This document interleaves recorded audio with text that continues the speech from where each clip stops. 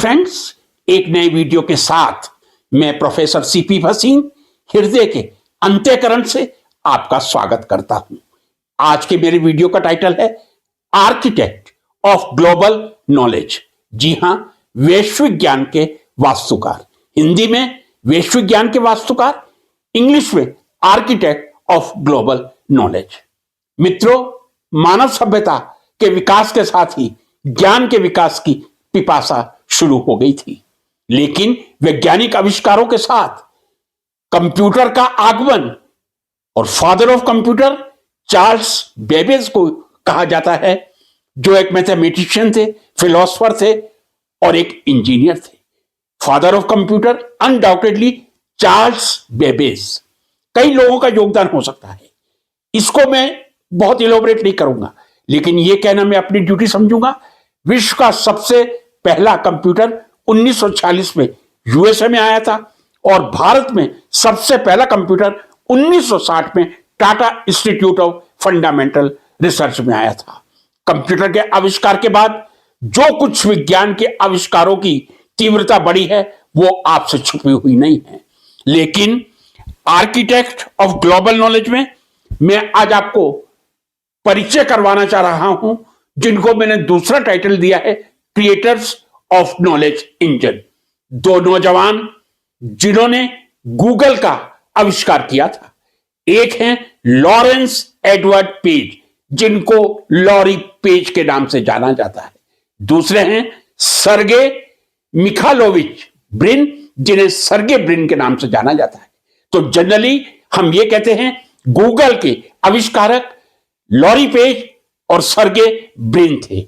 Lorry page का जन्म 26 मार्च 1973 को यूएसए में हुआ था, जबकि सर्गे ब्रिन का जन्म 21 अगस्त 1973 को यूएसएसआर में हुआ था, जो अब रशिया के नाम से है। दोनों ही को फाउंडर थे गूगल के और बाद में अल्फाबेट के को फाउंडर भी बन गए थे। फ्रेंड्स, गूगल, इसमें जरा बाद में आऊंगा, पहले मैं आपको बता दूं कि गूगल के ये जो दो आविष्कारक थे नौजवान, इन्होंने जो गूगल बनाया था, गूगल है क्या चीज? I can say that is the biggest technology and internet service company. 4 सितंबर 1998 को गूगल की स्थापना हुई थी।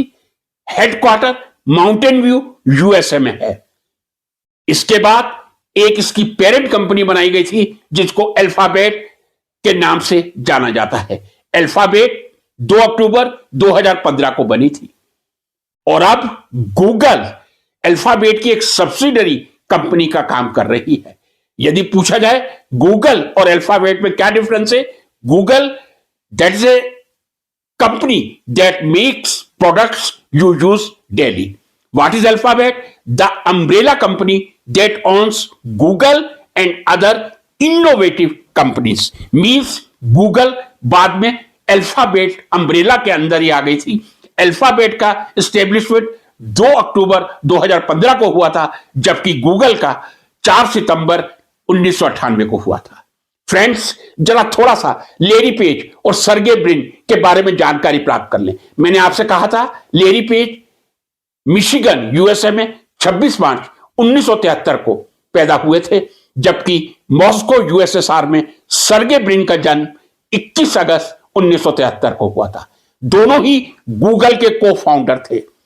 आगे बड़ी इंटरेस्टिंग कहानी आ रही है। जो लेरी पेज थे, उन्होंने बीएससी कंप्यूटर साइंस में किया था, जबकि सर्गे ब्रिन ने बीएससी मैथ्स और कंप्यूटर साइंस में किया था। सॉरी, लेरी पेज, मैं यहां क्लेरिफाई करना चाहूंगा, BSc in computer engineering, not computer science. Computer engineering यहां मेंशन नहीं है, बट दैट इज करेक्ट। जबकि सर्गे ब्रिन बीएससी मैथ्स और कंप्यूटर साइंस के स्नातक थे। Friends, Larry Page Michigan USA के स्टूडेंट रहे थे, जबकि सर्गे ब्रिन मैरीलैंड यूएसए के। दोनों ही यूएसए की टॉप यूनिवर्सिटी स्टैनफोर्ड में पीएचडी कर रहे थे, या दोनों ने पीएचडी करना प्रारंभ कर दिया था। संयोग से दोनों की मुलाकात हुई और दोनों के माइंड में एक ऐसा इन्वेंशन आया जो उन्होंने पीएचडी को बीच में ड्रॉप आउट करने का निर्णय ले लिया। जब गूगल कंपनी की स्थापना हुई थी, मैंने आपसे कहा था 1998 के आसपास, गूगल में जो लेरी थे वो सीईओ थे 1997 से 2001 और 2011 से 2015, जबकि सर्गे प्रेसिडेंट ऑफ टेक्नोलॉजी थे। उसके बाद अल्फाबेट कंपनी में लैरी पेज सीईओ थे, जबकि सर्गे डायरेक्टर गूगल एक्स थे। फ्रेंड, यदि दोनों में एक बहुत ही सुंदर कॉम्बिनेशन देखा जाए, लैरी पेज अपने विजन के लिए फेमस हैं और फेमस थे और फेमस रहेंगे। साथ ही जो लीडरशिप क्वालिटी है वो लैरी पेज में है, जबकि सर्गे ब्रिन टेक्नोलॉजी के मास्टर हैं, रिसर्च के मास्टर हैं, इनोवेशन के मास्टर हैं। मैं कह सकता हूं लैरी पेज का विजन और लीडरशिप, सर्गे ब्रिन की टेक्नोलॉजी, रिसर्च और इनोवेशन आज गूगल को और अल्फाबेट को इस स्तर पर, ऊंचाई पर लाकर खड़ा कर चुकी है। नेटवर्थ की बात करें, लैरी पेज की नेटवर्क 250 टू 270 बिलियन डॉलर है। वो विश्व में इलोन मस्क के बाद दूसरे नंबर के सबसे रिचेस्ट पर्सन हैं, जबकि सर्गे ब्रिन की जो नेटवर्थ है 230 टू 245 बिलियन है, fourth richest person of the world है। Larry Page is a strategic leader. Again I will say, Larry Page is a strategic leader, Sergey Brin is core technologist. जब vision, strategic leader और technology मिल जाती है, तब आविष्कार आसमान को छूता है। फ्रेंड्स, ये मैंने लिखा है गूगल, और नीचे दो शब्द देख रहे हैं आप, GOOGLE गूगल, जिसको आप पढ़ते हैं, और दूसरा है गूगोल, GOOGLE।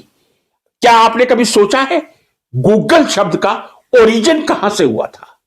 जो एक इतना बड़ा सर्च इंजन बना हुआ है, उसका आविष्कार कहां से हुआ था? आविष्कारक मैंने बता दिया, लैरी पेज और सर्गे ब्रिन थे, लेकिन किस तरह गूगल शब्द की उत्पत्ति हुई थी, क्या आपको मालूम है? यदि मालूम है तो भी कमेंट करें, नहीं मालूम है तो भी कमेंट करें। फ्रेंड्स, ध्यान से सुनिए, बहुत इंटरेस्टिंग है। Origin of Google was from googol. जी हां, GOOGLE जो आप पढ़ते हैं वो गूगल ओरिजिनल वर्ड गूगोल था। इनफैक्ट 9 वर्ष के एक मैथमेटिक्स का बच्चा ही कहूंगा, जिसका नाम मिल्टन सिरोडा था, उन्होंने 1938 में एक ऐसा वर्ड गूगोल, GOOGLE, गूगोल शब्द प्रपोज किया था। गूगोल शब्द का मतलब है एक बहुत विशाल संख्या। यदि आप एक के बाद 100 जीरो लगा दें या 1⁻100 कर दें तो उसको गूगोल कहा जाता है।